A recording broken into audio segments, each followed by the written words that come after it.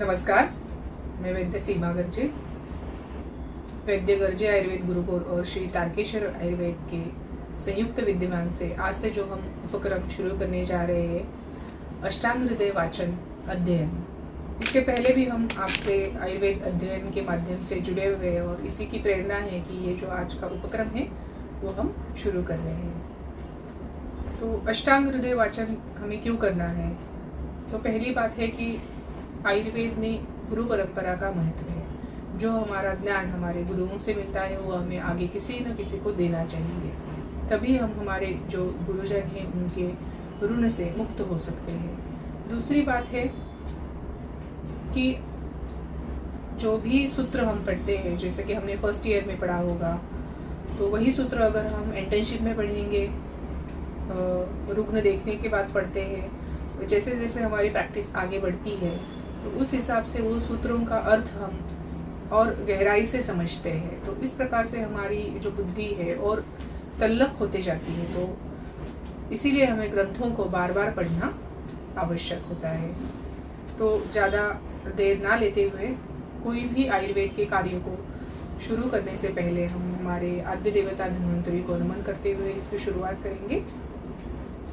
ओम नमामि धन्वन्तरिमादिदेवं सुरासुरैर्वन्दितपादपद्मं लोके जरारुकभयमृत्युनाशनं दातारमीशं विविधौषधीनां शङ्खं चक्रं जलोकां ददत अमृतघटं चारुदुर्भिश्चतुर्भिः सूक्ष्मस्वच्छातिरुद्यां शुकपरिविलसन्मौलिमम्भोजनेत्रं कालाम्बोदोज्ज्वलाङ्गं कटितटिविलसश्चारुपीताम्बराढ्यं वन्दे धन्वन्तरितं निखिलगतवन् प्रौढदावाग्निवीरं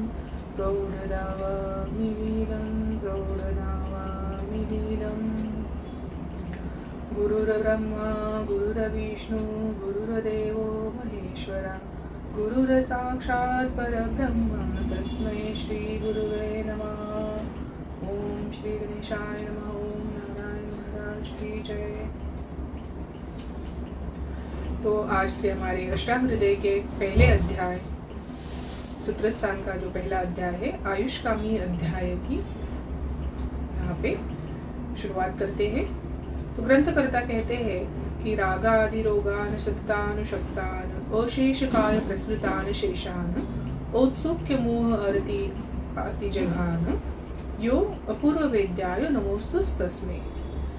पहले ही जो श्लोक है उसमें ग्रंथकर्ता वाग्भट ने नमन करते हुए कहा है कि मंगलाचरण में रागादि जो रोग है, रागादि रोग से यहाँ मतलब होता है कि हमारे शरीर में जो जो व्याधियाँ है वो सभी व्याधियाँ, राग शब्द से सभी प्रकार के जो रोग है उन्हें यहाँ पे कहा है सततानुशक्ता। ऐसे जो रोग है, कैसे?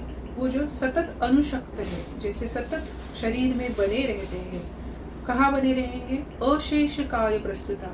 ऐसा कोई भी शरीर नहीं है, ऐसी कोई काया नहीं है जिसमें ये रोग नहीं है। तो अशेषान, ऐसे जो बने हुए रोग है उनको अशेषतः मतलब समूल नष्ट करने के लिए औत्सुक्य मोह अरति दान जघान, जो औत्सुक्य उत्पन्न करे, मोह उत्पन्न करे, अरति उत्पन्न करे। औत्सुक्य यानी कोई चीज को जानने का उत्साह, जानने की इच्छा जो है, उसकी वजह से फिर आगे जाके जो किसी चीज को अगर हम चाहते हैं, उसकी इच्छा करते हैं, तो इच्छा से काम, काम से फिर लोभ, क्रोध, अगर वो नहीं मिलती है तो फिर ईर्ष्या, ये सारी जो मानसिक भाव है उनकी उत्पत्ति होती है।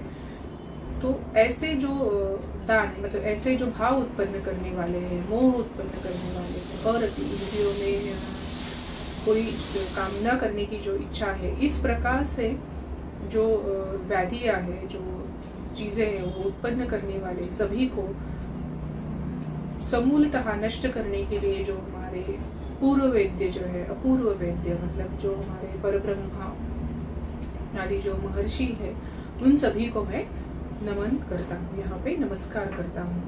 अर्थात आयुष्कामीयम अध्यायम इति अस्माहु आत्रेयादयो महर्षः। अर्थात मीन्स यहाँ से आगे मैं आयुष्कामी अध्याय की व्याख्या करने जा रहा हूँ। इस व्याख्या करते हुए मैं क्या कर रहा हूँ, इति अस्माहु आत्रेयादयो महर्षयः। यहाँ पे जो कहा जाएगा इसमें मेरा कोई भी वक्तव्य नहीं है, मैं अपने मन से कोई बात यहाँ पे नहीं कह रहा हूँ। तो ये आत्रेय आदि जो मुनि है, उन्होंने जो कहा है, उन्होंने जो अपने ग्रंथों में उन्होंने जो कहा है, वही मैं यहाँ पे बताने जा रहा हूँ। अपने मन से कोई भी यहाँ पे बात नहीं बता रहा हूँ। आयुष्कामी है, आयु मतलब क्या होता है, आयु यानी क्या है, आयु नित्यम गच्छति, एति गच्छति, आयु नित्य चलती रहती है, इसीलिए उसको नित्य कहा है। शरीर इंद्रिय सत्व आत्मा, शरीर इंद्रिय सत्व आत्मा संयोगो धारयति जीवी।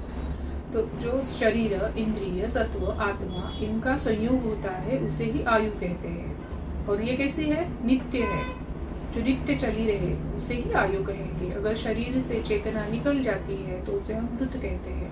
तो आयु जो है, ऐसे नित्य चलने वाली आयु की जो कामना कर रहे हैं उनके लिए मैं आगे ये अध्याय को बताने जा रहा हूँ। आयु कामयमानेन धर्मार्थ सुख साधनम आयुर्वेद उपदेशेषु विधेयः परमादरः। तो वो आगे कहते हैं कि विधेय जो है, क्या विधेय है कि परम आदर करना है हमें, किसका, तो आयुर्वेद उपदेश का हमें यहाँ पे परम आदर करना है। तो यहाँ पे विधेय है, उन्होंने यहाँ पे कोई कंपल्शन नहीं कहा है कि ये ऐसा मैंने आपको आदेश दिया है, ऐसा नहीं कहा है। तो ये विधेय कहा है, अगर हम ऐसे इसे फॉलो करेंगे तो ऐसे होगा। इस प्रकार से उन्होंने यहाँ पे आयुर्वेद का जो उपदेश है, जो विधेय कहा गया है, उसका हमें परम आदर करना चाहिए। तो क्यों करना चाहिए, आयु काम अयम अनेन, तो आयु की कामना, लेकिन किस प्रकार की आयु की, तो धर्म अर्थ और सुख से परे जो आयु है, सुख से परिपूर्ण जो आयु है, उसकी अगर आप कामना करते हो तो उसका साधन क्या है, आयु है। आयु ही इन सभी का साधन होने की वजह से आयु के लिए जो उपदेश कहे हैं उसका हमें परम आदर करना चाहिए। इसीलिए आयुर्वेद का हमें परम आदर करना चाहिए। तो धर्म अर्थ और सुख, तो धर्म मतलब क्या है कि धारण करना, जो समाज को धारण करे, सभी लोगों को धारण करे, उसे धर्म कहते हैं। तो जैसे कि वैद्य का धर्म है कि पेशेंट को देखना है, ग्राम्य धर्म है उसका अगर पालन होता है। तो इस प्रकार से अलग अलग जो धर्म कहे गए हैं, जैसे कच्छ मैदान पे जब युद्ध हो रहा था तो जो उसे धर्म युद्ध कहा जाता है। तो धर्म मतलब क्या है कि धारण करना, सबके लिए हितकर सब हार्मोनी में रहेंगे तो वो सबके लिए अच्छा होगा। तो इस प्रकार से जो भी चीज़ें हैं वो हम हमारे आयु में चाहते हैं कि वो हमें हमारे लिए अच्छी हो, तो उसके लिए क्या करना है, धर्म का अगर हम चाह रखते हैं तो हमें आयुर्वेद के उपदेश को पालन करना चाहिए। अर्थ चाहते हैं, अर्थ मतलब क्या है कि जो कोई चीज़ की हम इच्छा रखते हैं तो उससे जो उत्पन्न, जैसे कि करेंसी या पुराने ज़माने में कमोडिटीज़ का उपयोग होता था, जिसके पास कोई चीज़ होगी, जैसे किसी को चावल चाहिए तो किसी को शक्कर, तो चावल देके शक्कर लेना।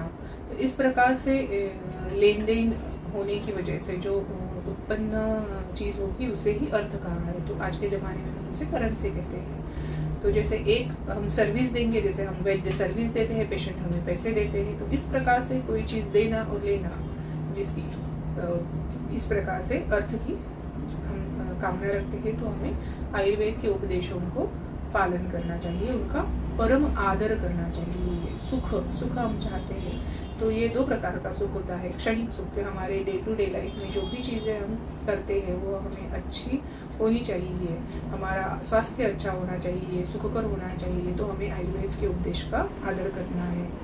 दूसरा है मोक्ष प्राप्ति के लिए भी आयुर्वेद कहा गया है, क्योंकि मोक्ष का साधन भी आयु ही है। अगर हमारा शरीर अच्छा होगा तो ही हम मोक्ष प्राप्ति की तरफ जा सकते हैं, हमारी आयु अच्छी होगी तो ही हम मोक्ष प्राप्ति की तरफ जा सकते हैं। तो इस प्रकार से आयुर्वेद के उपदेश जो कहे हैं उनका परम मतलब हमारे परे हुए हमारी जो लिमिट है उससे भी आगे जाके हमें उसका आदर करना है, उसका पालन करना चाहिए।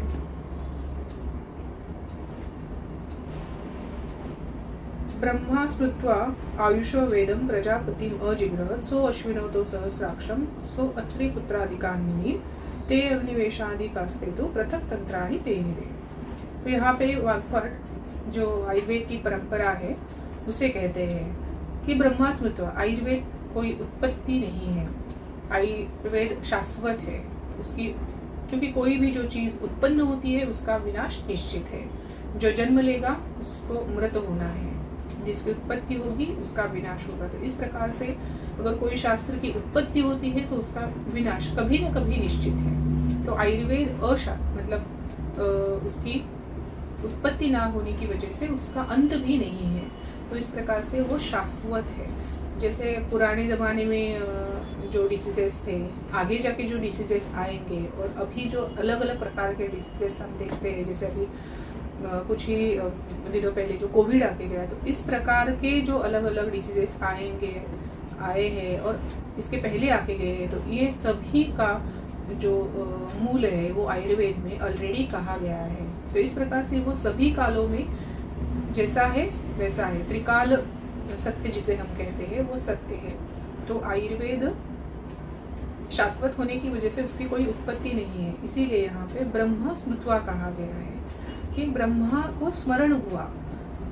क्या स्मरण हुआ? आयुषो वेदम, आयु के वेद का, आयु के लिए जो नीति नियम चर्या ये सब जो चीज़ें हैं आयु के लिए क्या हितकर है, ये सभी बातों का उन्हें स्मरण हुआ और उन्होंने फिर वो ज्ञान को क्या किया? प्रजापति अजिग्रह, कोई भी चीज खुद के इसमें ग्रहण ना करके रखते हुए वो जैसी थी वैसे ही अपने शिष्य प्रजापति को दे दी। सो अश्विनो, तो उन्होंने क्या किया कि वैसे ही पूरा का पूरा ज्ञान जो अश्विनी कुमार है उनको दे दिया। आगे फिर उन्होंने वही ज्ञान इंद्र को दिया। फिर ये इंद्र को ज्ञान जब जाता है सहस्राक्षम, ये इंद्र के लिए यहाँ पे शब्द है। तो इस प्रकार से अश्विनों से वो ज्ञान इंद्र के यहाँ पे आया। तो ये जो आयुर्वेद की परंपरा है। फिर सो अत्रि पुत्रादिकान् मुनि, तो यहाँ पे फिर एक शिष्य नहीं है। तो क्या होता है कि आगे हम अध्याय में देखते हैं कि जब पृथ्वी पे हाहाकार मचा था, कई सारी व्याधियाँ आई, तो फिर अत्रि पुत्रादिक मुनि जो है इंद्र के पास जाते हैं, फिर उनसे याचना करते हैं कि अभी इस संकट से बाहर कैसे निकलना है, तो कुछ हमारी मदद करिए, हमें ज्ञान दीजिए। तब इंद्र उन्हें आयुर्वेद का ज्ञान देते हैं।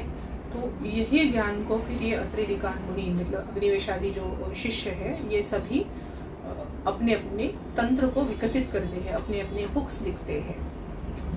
इस प्रकार से अलग अलग ग्रंथों की निर्मिति होती है। तो यहाँ तक जो आयुर्वेद परंपरा है। उसके आगे वाग्भट अगले श्लोक में बताते हैं कि ये अगर इतने सारे ग्रंथ होने के बावजूद भी फिर मैं ये वाग्भट आयुर्वेद अष्टांग हृदय क्यों लिख रहा हूँ? तो कहते हैं तेभ्यो अति विप्रकरणेभ्यः प्रायः सारतलश्चयः क्रियते अष्टांग हृदयम् नाति संक्षेप विस्तर। क्यों लिखा है? ये सब जो अग्निवेशादि शिष्यों ने जो ग्रंथ लिखे हैं वो कैसे है? अति विप्रकरणेभ्यः, मतलब जैसे किरण फैले हुए थे, अलग अलग दिशा में फैले हैं, तो उसी तरह से ये ग्रंथ अलग अलग प्रकार के ज्ञान होने की वजह से बिखरे हुए हैं। तो इनको अगर एक साथ जोड़े तो एक अलग संहिता बनाने की कोशिश मैंने यहाँ पे की है। क्यों? क्योंकि जैसे जैसे हम देखते हैं कि ब्रह्मा जी को स्मरण हुआ, उन्होंने जैसा का वैसा ज्ञान अपने शिष्य प्रजापति को दिया। लेकिन अभी अगर हम देखें कलयुग में तो जो हम क्लास में पढ़ते हैं उसका हमें 10, 20, 50 हर एक की बुद्धि के हिसाब से किसी को 80, 90, लेकिन 100% कभी याद रहता है क्या? नहीं रहता। तो हमारी आयु भी कम हुई है, हमारी बुद्धि भी कम हुई है। जैसे जैसे लोग कलयुग में बढ़ रहे हैं तो वैसे उनकी जैसे 100 साल की आयु थी अभी 60-70 ईयर्स हो गई है, तो बुद्धि भी कम हुई है। तो इस प्रकार से अगर हमें ये बुद्धिजीवी लोगों को ज्ञान देना है तो वो भी तो हमें कोई सार फॉर्म में और एक जगह पे होना चाहिए जो सबके लिए उपयुक्त हो। तो इसीलिए उन्होंने प्रायः सारतरश्चय, तो उन्होंने तेभ्यो, यही सारे जो ग्रंथ अग्निवेशादि ग्रंथ है उनका मैंने आकलन करके, पढ़ाई करके, जो बिखरे हुए थे उनको मैंने प्रयास किया है कि उनका सार लेके एक तरह उनका एकत्रीकरण करूं, और इसी वजह से क्रियते अष्टांग हृदय, इस प्रकार से अष्टांग हृदय की मैंने रचना की है। कैसे? नाति संक्षेप विस्तार, न अति संक्षेप में की है न विस्तार में की है। तो जो अल्प बुद्धि होते हैं वो सूत्र का जैसा है वैसा अर्थ निकाले और अपनी बुद्धि के हिसाब से चिकित्सा करे या फिर उसका पालन करे, और जिनको उससे विस्तार से समझना है, गूढ़ सूत्रों को पढ़ना है, तो उसका वैसे अर्थ निकाल सकते हैं, क्योंकि न ही प्रमाणम विस्तार, विस्तार का कोई प्रमाण नहीं है कि ये इतना होगा, ऐसे नहीं है।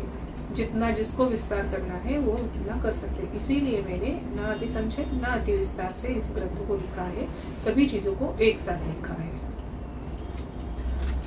काय बाल ग्रह ऊर्ध्वांग शल्य दंश्रा जरा विषाण अष्टांगाणि तस्याहु चिकित्सायेषु संशिता। तो यहाँ पे उन्होंने ये सब जो ज्ञान है, चिकित्सा है, इसको 8 अंगों में बांटा है। वो कौन से है? काय, बाल चिकित्सा, ग्रह चिकित्सा, ऊर्ध्वांग, शल्य दंश्रा, जरा चिकित्सा, वृषाण चिकित्सा। तो काय चिकित्सा मतलब पूरे शरीर की चिकित्सा करना। दूसरा काय का अर्थ होता है अग्नि, काय यानी अग्नि, तो अग्नि की चिकित्सा करना ही काय चिकित्सा है। वैसा क्यों? क्योंकि रोगाः सर्वेपि मंदेयः, ऐसा कहते हैं। तो अगर सभी रोग अग्नि की वजह से, मंदाग्नि की वजह से होते हैं, तो अग्नि की चिकित्सा करना कितना जरूरी है। तो इसीलिए हम हर एक डिसीज में जब भी शुरुआत करते हैं तो पाचन दीपन चिकित्सा करते ही है। ना केवल डिसीज में, तो कोई हमें अगर स्वस्थ व्यक्ति को भी शोधन देना है, शमन देना है, तो उससे पहले हम दीपन पाचन चिकित्सा करते हैं, मतलब हम अग्नि की चिकित्सा करते हैं सबसे पहले। तो इस प्रकार से अग्नि की चिकित्सा इम्पोर्टेंट है, क्योंकि शांति अग्निं म्रियते कहा है। अगर हमारे शरीर में अग्नि ही नहीं होगा तो उसे हम मृत कहते हैं। तो अग्नि शांत होना मतलब वो व्यक्ति मृत होना है। तो इस प्रकार से अगर वो अग्नि सम अवस्था में होगा तो हमारा जीवन यापन रहता है, बना रहता है, हमारी आयु चलती रहती है। उसी में अगर विकृति आती है तो डिसीज फॉर्म होते हैं। तो इसकी चिकित्सा करना ही काय चिकित्सा है।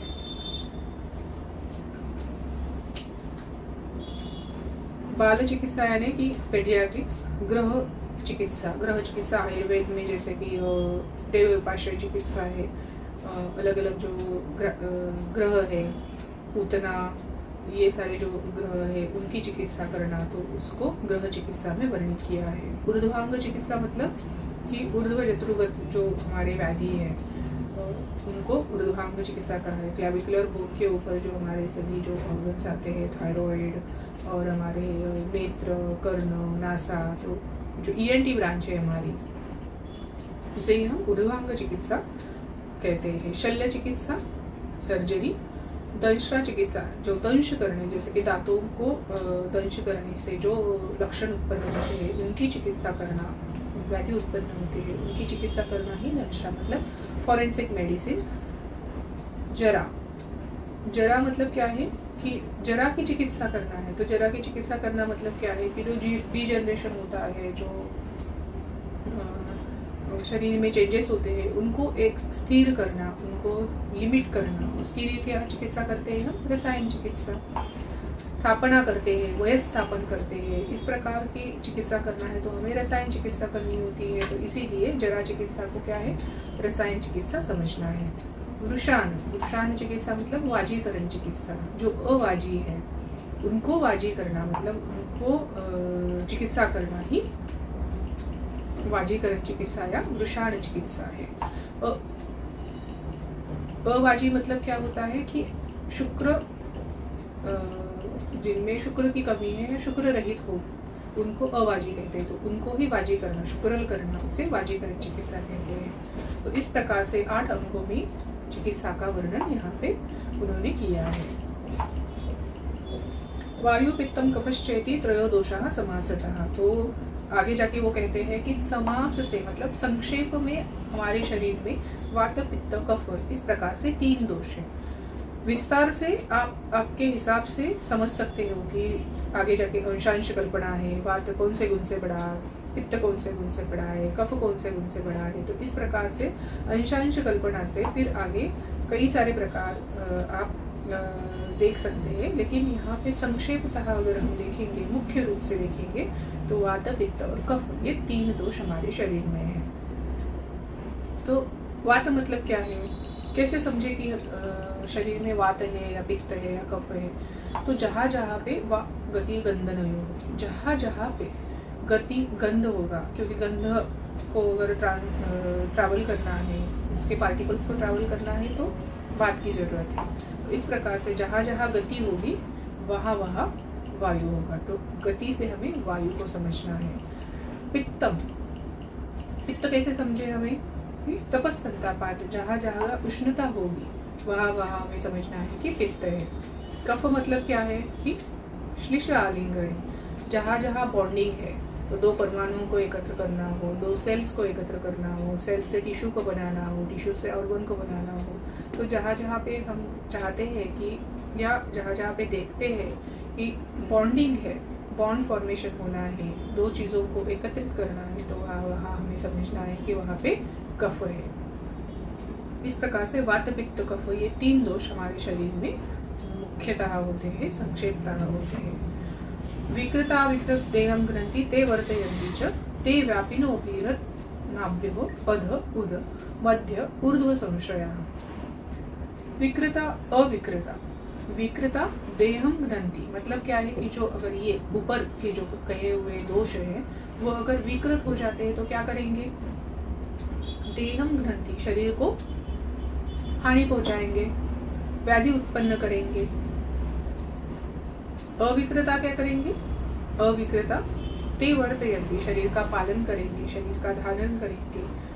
ते व्यापिन ये सभी दोष जो वात पित्त कफ ये सभी शरीर को व्यापे हुए हैं, फिर भी उनका मुख्यतः स्थान कहाँ गया है, रत्नाभि अधो में वायु, रत्नाभि के मध्य में पित्त और हृदय के ऊर्ध्व में कफ का स्थान कहाँ है।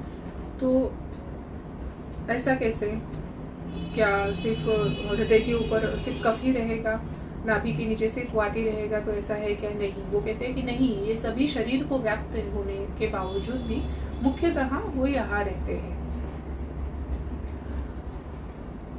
तो ये क्यों इम्पोर्टेंट है, क्योंकि आगे जाके हम जब उनकी चिकित्सा देखते हैं तो स्थानों की चिकित्सा करने से दोषों की चिकित्सा करना आसान होता है। तो इसीलिए उनके मुख्य स्थान जो है यहाँ कहे हैं।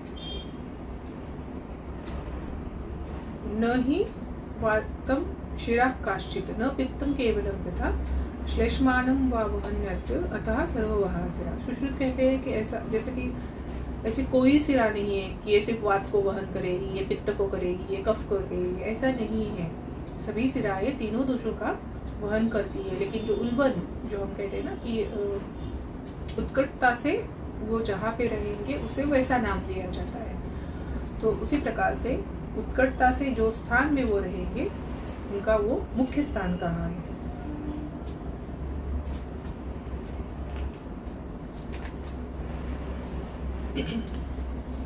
आगे कहते हैं वयो अहो प्रातृभुक्ता नाम ते अंत मध्य आदिगः क्रमात्।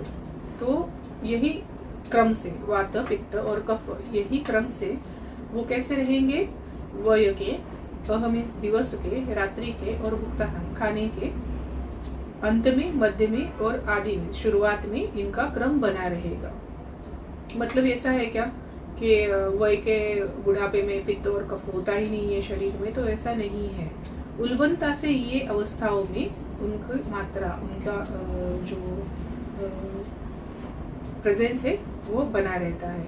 तो वय के शुरुआत में, मतलब हमारा जो बचपन है, तरुण अवस्था है और बुढ़ापा है, इन अवस्थाओं में शुरुआत में बचपन में कफ ज़्यादा बना रहता है, इसीलिए हमारी जो ग्रोथ होती है, वो जो चयापचय जो है, जो बिल्डिंग प्रोसेस होती है, क्योंकि श्लीष्मालिंगन सेल्स को जोड़े रखने का जो काम है ये बचपन में अच्छे प्रकार से होता है। तरुण अवस्था में क्या होता है, जो प्रौढ़ावस्था होती है हमारी, तो उसमें पित्त उसका प्रगल्भता से बना रहने की वजह से पित्त के वादी हमें तरुण अवस्था में ज़्यादा देखने को मिलते हैं। और जैसे जैसे वार्धक्य आता है उसमें हमें वात का प्रगल्भता से प्रेजेंस होता है, तो उसी वजह से बुढ़ापे में फिर डिजेनरेटिव चेंजेस आना शुरू होता है। तो वह और रात्रि, यह मीन्स दिन, जो 24 घंटे है उसको उन्होंने 2 पार्ट में डिवाइड करके फिर उसमें कहा है कि वात पित्त कफ कैसे बने रहेंगे। जैसे कि दिन के शुरुआत में, दिन के मध्य में, दिन के अंत में, फिर रात्रि के शुरुआत में, रात्रि के मध्य में और रात्रि के अंत में। इसीलिए जो अपान का काल है कि रात्रि के अंत, जो प्रातः काल हम जिसे कहते हैं, उसमें अपान की जो प्रगल्भता, अपान होने की वजह से जो नेचुरल मलमूत्रादियों का विसर्ग है वो अच्छे प्रकार से होता है।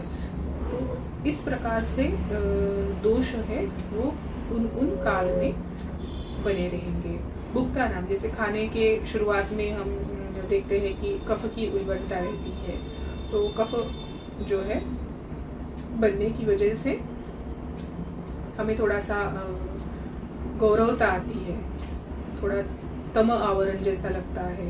फिर थोड़ी देर में जैसे जैसे डाइजेस्ट होना, खाना डाइजेस्ट होते जाता है, उसका परिणमन होते रहता है, तो उस काल में हम देखते हैं कि अगर पेशेंट को किसी को पेन होता है तो हम कहते हैं कि वो परिणामशूल है, तो पित्त के रिलेटेड है, तो हमें वहाँ पे पित्त की चिकित्सा करनी होती है। फिर खाना डाइजेस्ट होने के बाद किसी किसी पेशेंट को होता है कि नहीं, मुझे डाइजेस्ट ना हो कि मुझे थोड़ा ब्लोटिंग जैसे हो रहा है, तो उस काल में फिर वात की उल्बणता होती है। तो इस प्रकार हम खाने से हमारे वय, रात्रि, इनमें ये दोष बने रहते हैं। ते भी विषम तीक्ष्ण मंदश्चाग्नि समय समाह, आगे उन्होंने फिर वातादि दोषों से जो अग्नि होते हैं रिलेटेड उनका वर्णन किया है कि वात से विषम अग्नि, पित्त से तीक्ष्ण अग्नि, कफ से मंदाग्नि, और तीनों दोष अगर सम अवस्था में हो तो समाग्नि होता है, ऐसे कहा है। तो वात से विषम अग्नि का मतलब क्या है? विषम अग्नि मतलब है कि कभी वो अच्छे से पचाता है, कभी वो शूल, अदमान, आटोप, ऐसे जो लक्षण है उनको उत्पन्न करता है। तीक्ष्णाग्नि मतलब क्या है कि वो जल्दी से फटाक से खाने को पचा देगा। मंदाग्नि खाने को चिरात पचन, देर से पचाएगा। समग्नि उचित काल पचन करेगा, जो यथा योग्य काल है उसमें उसका बराबर से पचन होगा। तो इस प्रकार से विषम अग्नि जो है, मतलब विषम होना मतलब क्या है, वो क्यों विषम होता है, वात से कैसे विषम होगा? तो हमने बचपन में देखा है कि कोई भी दिया जलाने को अग्नि से और वात से विषमता कैसे आएगी। तो दिया जलाने के लिए हमें जब एक्सपेरिमेंट करते हैं तो देखते हैं कि दिया जलने के लिए भी वात की आवश्यकता है, और अगर हम ज़्यादा जोर से दिए को फूंक मारेंगे तो भी दिया बुझ जाएगा। इस प्रकार से वात दिए को जलाने के लिए और बुझाने के लिए दोनों प्रकार से काम करता है। तो इसी वजह से कभी वो खाने को अच्छे से पचाएगा, कभी वो उसे नहीं पचा पाएगा। तो इस प्रकार से उसमें विषमता रहती है। तीक्ष्णता, पित्त खुद ही तपस्संतापात जैसे हमने कहा है, उसमें खुद ही उष्मा होती है, तो इसी वजह से जो पित्त से अग्नि होगी वो और ज़्यादा उष्ण होगी, तीक्ष्ण होगी, इसीलिए वो जल्दी पचा देगी। जो भी खाना खाएंगे हम जल्दी डाइजेस्ट हो जाएगा। और जो मंदाग्नि है चिरात पचे, जो धीरे धीरे पचाएगी जो खाना है उसे। वैसे क्यों होगा? क्योंकि कफ खुद ही मधुर और शीत गुणों से होने की वजह से वो अग्नि को मंद कर देता है। समय समा, अगर तीनों दोष समावस्था में हो गए तो वो उचित काल में उसका पाचन करेंगे। तो यह उचित काल कहते हुए ग्रंथकार ने कहा है कि जो आहार को 4 याम में और औषध को 2 याम में पचाए उसे समाग्नि कहा है। आगे उन्होंने कोष्ठ का वर्णन करते हुए कहा, कोष्ठः क्रूरो मृदो मध्यो मध्य सात समयरपि। तो कोष्ठ मतलब क्या है कि कोष्ठ की परीक्षा कैसे करनी है, कि कैसे हम पेशेंट को देख के बोल सकते हैं तुम क्रूर कोष्ठी हो, तुम मृदु कोष्ठी हो, तुम मध्यम कोष्ठी हो। तो ये कैसे करेंगे? तो विरेचन जो औषधि है उनका प्रयोग करके हमें कोष्ठ की परीक्षा करनी है, ऐसे कहा है। तो जिन लोगों को जैसे कि दूध पीने से ही विरेचन हो गया तो उन्हें मृदु कोष्ठी कहा है। किसी किसी को दूध पीने से ब्लोटिंग होती है, उल्माण होता है। तो इस प्रकार से कोष्ठ की परीक्षा भी ही है। लेकिन सुश्रुत कहते हैं कि कोष्ठ 3 ही प्रकार के हैं, जैसे मृदु कोष्ठी, क्रूर कोष्ठी और मध्यम कोष्ठी। क्रूर कोष्ठी वात और कफ के उल्बन से होने वाले जो है उन्हें क्रूर कोष्ठी कहा है, क्योंकि यहाँ पे वो कहते हैं कि कफ योग वाली कहा है। आगे जाके गृहिणी चिकित्सा में आपको ये वर्णन आएगा कि वात की वजह से और पित्त की वजह से जो गृहिणी का वर्णन किया है तो वो कैसे है कि क्रूर कोष्ठियों को गृहिणी कौन से प्रकार की होती है, मृदु कोष्ठी लोगों को गृहिणी कौन से प्रकार की होती है। तो यहाँ पे भी कोष्ठ का रिलेशन आता है। तो जब समदोष होंगे तो मध्यम कोष्ठ यहाँ पे कहा है। आगे उन्होंने प्रकृति का वर्णन कैसे उत्पन्न होती है वो बोलते हुए कहते हैं कि शुक्र आर्तव जन्मादो विषय एव विषक्रमे तेश्च तीसरा प्रकृतो हीन मध्य पृथक समधातु समस्तास्तु श्रेष्ठा निंदा दोषजा। कि जन्म के आदि मतलब जन्म से पूर्व ही जब शुक्र आर्तव संयोग होता है तभी हमारी प्रकृति जो दोषित प्रकृति है जिसे हम कहते हैं वो उत्पन्न होती है, वो बनती है। तो अभी अगर हम कहते हैं कि प्रकृति बनती है तो दोषों से कैसे प्रकृति बनेगी, क्योंकि दूषणा तो दोषा कहते हैं, हम जो दूषित करता है उसे दोष कहते हैं। तो जो दूषण करने वाला है वो प्रकृति कैसे उत्पन्न कर सकता है, तो वो बताने के लिए वो कहते हैं विषय और विषकर्मी। जैसे विष में विष होने की वजह से भी वो विषकर्मियों को उत्पन्न करते हैं, उसी प्रकार से यहाँ पे दोष दूषण करने के बावजूद भी प्रकृति को उत्पन्न करते हैं। तो यहाँ पे जो दोष कहा गया है वो शरीर को दूषण करने वाला नहीं, अपितु जैसे जो प्रकृति होती है ना केवल शुक्र और आर्तव के मतलब बीजों पे उनमें जो दोष है उल्बणता है उस पे डिपेंड नहीं होती है। तो कई सारी चीजें गर्भ के प्रकृति को डिसाइड करती है। तो उसमें आगे उन्होंने कहा भी है कि जो आहार है, माता का आहार है, गर्भाशय है, ऋतु है, उस टाइम मतलब काल जो है, ये सारी चीज़ें अफेक्ट करती है कि उसमें कौन से दोषों की उल्बणता है। उस प्रकार से गर्भ की प्रकृति डिसाइड होती है। तो ये कैसे किस प्रकार की है, ये 30 प्रकृतो हीन मध्य उत्तम प्रथम। तो ये हीन मध्य और उत्तम मतलब वात से हीन, पित्त से मध्यम और कफ से उत्तम प्रकार की प्रकृति निर्माण होती है, ऐसा कहा है। सम अगर धातु होंगे तब सम प्रकृति निर्माण होगी, जिसे उन्होंने श्रेष्ठ कहा है। और जो अगर दो दोष एक साथ आके उत्पन्न करती है प्रकृति तो उसे निंदा कहा है। तो हीन प्रकृति मतलब क्या, मध्यम मतलब क्या, उत्तम मतलब क्या। मतलब हीन प्रकृति वाले व्यक्ति मतलब वो जैसे कम होते हैं, अछूत होते हैं, ऐसा नहीं है। उसका मतलब है कि ये शास्त्र हम स्वस्थ से स्वास्थ्य रक्षण आतुर से विकार प्रशमन, ये जो हमारा ध्येय है उसके लिए यहाँ पे लिखा है। तो उसी के हिसाब से हीन प्रकृति मतलब क्या है कि वात जो प्रकृति के व्यक्ति होते हैं वो सदा आतुर होते हैं। वातलत्या सदा आतुर, तो सदा आतुर होना मतलब वो बार बार बीमार पड़ते हैं। तो ऐसा क्यों होता है, क्योंकि उनका जो बिल्डिंग होती है, शरीर होता है, जल्दी जल्दी चेंजेस फास्ट चल होने की वजह से, चंचलता होने की वजह से, अस्थिरता होने की वजह से उनमें चेंजेस जल्दी आते हैं। तो उनकी आयु कम होती है, वो जल्दी जल्दी बीमार पड़ते हैं। तो इन चीज़ों से रिलेटेड उसे हीन प्रकृति कहा है। दूसरी बात है मध्यम प्रकृति और उत्तम प्रकृति, क्योंकि उत्तम मतलब क्या है कि कफ के जो लोग होते हैं वो मंद गुण से काम करते हैं। उनका जो प्रकृति के लोग इन द सेंस उनके शरीर में हर एक सेल का भी जो मेटाबॉलिज्म होगा वो भी मंद प्रकार से होगा, जो चेंजेस होंगे वो भी मंद प्रकार से होंगे, धीरे धीरे होंगे, चीरकाल में होंगे। तो इसीलिए बुढ़ापा आना, कोई भी लक्षण उत्पन्न होना, ये जो सारी बातें होती है वो धीरे धीरे होती जाती है। तो इसीलिए कफ प्रकृति को उत्तम कहा है। समधातु समान प्रकृति को उत्पन्न देगी और द्विदोषज को निंदा कहा है। आगे उन्होंने फिर इसी क्रम से तत्र वात पित्त और कफ इसी क्रम से गुणों को कहा है। जैसे तत्र वृक्षो लघु शीत खर सूक्ष्म चलो अनिला। वृक्ष यानी कि वात के जो गुण है उसमें वृक्षता, जो ड्राइनेस उत्पन्न करना, लघुता, शरीर में लाघवता लाना, या फिर जो चीज डाइजेस्ट होने में लघु हो उसे भी लघु कहते हैं। जो शरीर में लाघवता लाए उसे लघु। शीत, खर, खर मतलब कर्कश, खरखर करने जैसा। सूक्ष्म, सूक्ष्म मतलब वायु के परमाणु जो है काफी सूक्ष्म होते हैं, इसीलिए वो शरीर में योगवाही का भी काम करता है, सर्व शरीर में फैलता है, जल्दी फैलता है। और चल गुण, वातात् नास्ति गति, जैसे वात के सिवा गति हो ही नहीं सकती है, तो चल गुण इसीलिए वात का जो है कहते हैं। आगे शीत गुण जो है यहाँ पे जो कहा है, और कफ में भी आगे शीत गुण कहा है, तो इसमें डिफरेंशिएट कैसे करें कि ये वात का है या फिर कफ का है। तो कई आचार्य कहते हैं कि वात का अनुष्ण गुण है। अनुष्ण गुण मतलब क्या है, वो ये भी कहते हैं कि वायु योग वायु होने की वजह से जब पित्त के साथ जाएगा तो ऊष्मा उत्पन्न करेगा।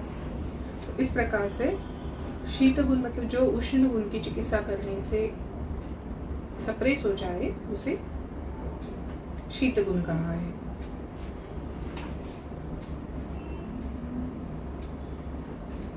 आगे वो पित्तम सस्नेह तीक्ष्णोष्णम लघु विश्रम सरम द्रवम।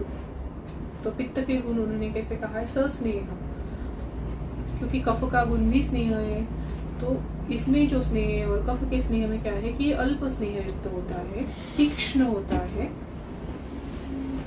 और उष्ण लघु गुण का, विश्रम मीन्स गंध युक्त होता है। सरम द्रवम, सर गुण मतलब क्या है और द्रव गुण मतलब क्या है। सर होना मतलब क्या है, जिसमें सॉलिडिटी ज्यादा है, लिक्विडिटी कम है। जैसे कि हनी हम अगर डालते हैं तो फैलने में ज्यादा टाइम लेगा। द्रव गुण मतलब जो वाटर का है, जिसमें लिक्विडिटी ज्यादा है, डालेंगे नीचे तो फैल जाएगा जल्दी, तो उसे कहते हैं द्रव गुण। तो इस प्रकार से पित्त के यहाँ पे गुण कहे हैं। आगे वो कफ के गुण कहते हैं, स्निग्धम स्निग्धा शीतो गुरुर्मंदा श्लष्णो मृत्स्ना स्थिरा कफा। तो स्निग्ध गुण मतलब क्या है, जो शरीर में स्नेहन लाए, मार्दवता लाएगा उसे स्निग्ध कहा है। शीत गुण जो शरीर में लादन करे, शैत्य उत्पन्न करे, उसे शीत कहते हैं। गुरु मतलब एक तो पचने में गुरु होगा या फिर जो हैवी होगा उसे गुरु कहते हैं। मंद धीरे धीरे काम करने वाला, उसे मंद कहते हैं। श्लष्ण मतलब क्या है कि स्मूथनेस, जो पिछलता युक्त हो, उसे श्लष्ण कहते हैं। और मृत्स्न का मतलब है कि जैसे हम उंगलियों पे रगड़ने के बाद जो हमें स्पर्श मिलता है, जैसे हम जो पाउडर यूज करते हैं डेली लगाने के लिए फेस पे, तो उसका जो स्पर्श है वो मृत्स्न स्पर्श है।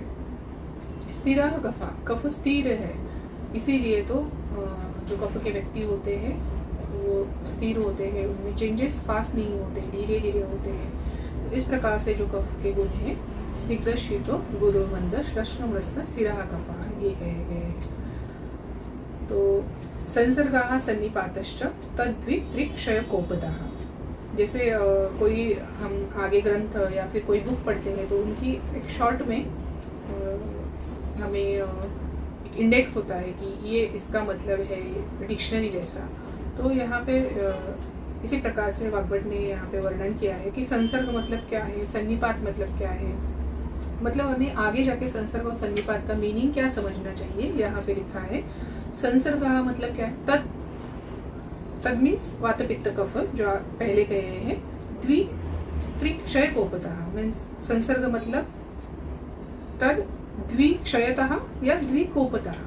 जैसे कि दो दोषों का बढ़ना या क्षय होना उसे संसर्ग कहेंगे, और सन्निपात मतलब तीन दोषों का बढ़ना या तीन दोषों का कम होना उसे सन्निपात कहते हैं। आगे हम दोष भेदी अध्याय में जो देखते हैं कि एक दोष बढ़ता है, दो दोष कम होते हैं, या दो दोष बढ़ते हैं, एक दोष कम होता है, तो वो जो वहाँ पे कहने जा रहे हैं वो अलग है। और यहाँ पे संसर्ग और सन्निपात का मीनिंग उन्होंने कहा है कि केवल दो दोषों का क्षय होना या बढ़ना उसे संसर्ग कहा है। इस प्रकार से आज हम यहीं पे रुकेंगे, आगे ऐसे ही बने रहिए। तब तक धन्यवाद।